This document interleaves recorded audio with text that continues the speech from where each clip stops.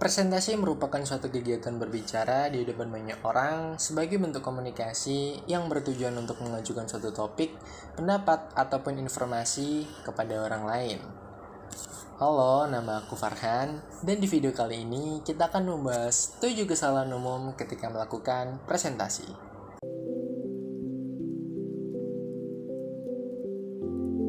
Yang pertama, tidak percaya diri.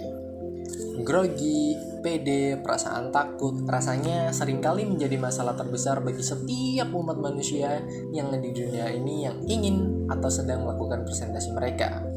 Padahal nih, hal tersebut justru merugikan kita sendiri secara tidak langsung karena presentasi yang kita bawakan bisa saja tidak tersampaikan secara maksimal maksud dan tujuannya cuman karena kita nggak pede ketika presentasi. Terus gimana dong ketika kita mengatasi sikap tidak percaya diri ini? Jawabannya adalah latihan presentasi. Dengan latihan sebelum kalian presentasi, kalian akan jauh lebih siap dan paham tentang apa yang kalian sedang hadapi, mulai dari materinya, audiens, dan titik fokus kalian terhadap presentasi yang akan kalian lakukan. Hal tersebut bisa untuk membuat kalian lebih percaya diri akan presentasi yang ingin kalian lakukan. Jadi, jangan lupa latih diri kalian ya sebelum melakukan presentasi. Yang kedua, tidak memahami materi. Kesalahan yang amat dasar ini sering banget terjadi ketika sedang presentasi. Kesalahan yang nggak bisa dianggap sepele dan termasuk fatal jika terjadi. Ya bayangin aja deh, presentasi tapi nggak tahu apa yang sedang kita presentasiin. Ya pasti bingung dan endingnya cuma sekedar baca slide aja. Ketika ditanya tentang suatu materi dalam presentasi langsung bingung dan ujungnya dilempar ke temennya atau pasrah aja udah. No, nggak boleh gitu ya. Kalian haruslah memahami materi tentang presentasi yang akan kalian bawakan. Pastikan paham secara keseluruhan, baik itu secara detail maupun secara umum. Jika kalian sudah memahami materi presentasi kalian, bisa dipastikan kalian akan nyaman dan semakin percaya diri akan presentasi yang kalian lakukan. Yang ketiga, komunikasi yang terlalu satu arah. Saking semangatnya ketika melakukan presentasi, merasa udah paling paham tentang materi yang dibawakan sampai gak sadar kalau dia cuman melakukan komunikasi satu arah. Gak ada feedback ataupun interaksi dengan audiens. Hal ini tentu aja dianggap menggurui ataupun terlalu monoton bagi audiens yang mendengar atau menonton presentasi yang kita sampaikan. Tentu aja kalian harus bisa nih untuk membangun komunikasi dua arah dengan audiens dan kita agar presentasi tetap terjaga dan maksimal penyampaiannya. Pertanyaan di tengah-tengah presentasi seperti ada yang ingin ditanyakan atau memberi sesi waktu untuk diskusi tanya jawab hingga menunjuk audiens untuk meminta pendapatnya.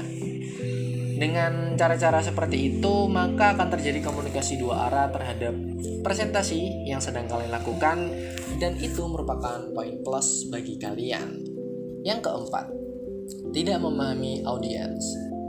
Setiap tempat beda, setiap orang beda, setiap kondisi juga beda, dan setiap audiens pasti juga berbeda nih. Bahan presentasinya sih udah bagus, tapi cara penyampaian juga harus disesuaikan dengan audiens kita. Ketika presentasi di kelas yang mayoritas audiensnya adalah teman sebaya kita, maka sampaikanlah presentasi tersebut dengan bahasa yang santai, bahasa teman, namun tetap pada koridor poinnya. Ketika presentasi di depan umum yang audiensnya memang acak mulai dari anak kecil hingga dewasa, maka gunakanlah bahasa Indonesia yang baik dan benar dan tetap menjaga poin presentasi yang ingin kita sampaikan. Intinya, pahami audiens kalian ketika ingin melakukan presentasi dan sesuaikan cara penyampaian kalian ketika presentasi. Yang kelima, terlalu bertele-tele. Pembahasan yang terlalu melebar dari poin materi yang sedang dibahas akan membuat presentasi menjadi boring dan tidak tepat sasaran. Kalian cuma perlu fokus pada poin presentasi pada materi yang kalian bawa. Sampaikan dengan tegas, jelas, dan informatif. Presentasi kalian akan jauh terasa lebih fokus dan tepat sasaran mengenai maksud dan tujuan dari presentasi itu sendiri. Yang keenam, terlalu banyak gerakan yang tidak perlu. Oke, memang gerakan-gerakan kecil seperti ini itu bisa membantu kita dalam mengatasi grogi ketika tampil presentasi. Tapi terlalu banyak sering melakukan gerakan yang sebenarnya nggak perlu-perlu amat, ini mengganggu perhatian audiens akan jalannya presentasi. Situasi tersebut bisa saja membuat audiens tidak fokus terhadap poin dari presentasi atau bahkan membuat tidak nyaman dikarenakan gerakan yang tidak perlu yang kita lakukan. Sebisa mungkin hindari banyak gerak atau melakukan gerakan yang tidak perlu ketika kalian sedang presentasi agar presentasi kalian dapat berjalan dengan baik dan poin presentasi dapat tersampaikan dengan jelas. Yang ketujuh, tidak siap presentasi. Kesalahan ini adalah kesalahan yang udah nggak bisa ditoleransi lagi. Gimana mungkin bisa presentasi dengan baik ketika kita tidak siap dalam presentasi?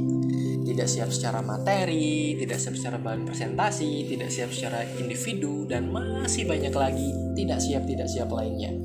Maka dari itu, ketika kita mendapatkan tugas untuk mempersiapkan presentasi, entah itu di kelas ataupun di tempat kerja, ya langsung untuk disiapkan. Jangan sampai kita tidak siap apa-apa dan tidak melakukan apa-apa akan hal tersebut. Tentu hal ini jika terjadi akan menjadi masalah besar bagi diri kita. Jadi kesampaikan dulu ya main-main atau nongkrong-nongkrongnya. Buatlah skala prioritas dan jangan lupa buat siapin presentasi ketika ada tugas presentasi. Oke, itu tadi adalah 7 kesalahan umum ketika melakukan presentasi.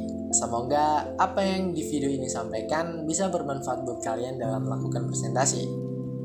Like video ini kalau kalian suka, dislike video ini kalau kalian gak suka. Tinggalin juga komentar kalian tentang presentasi di kolom komentar.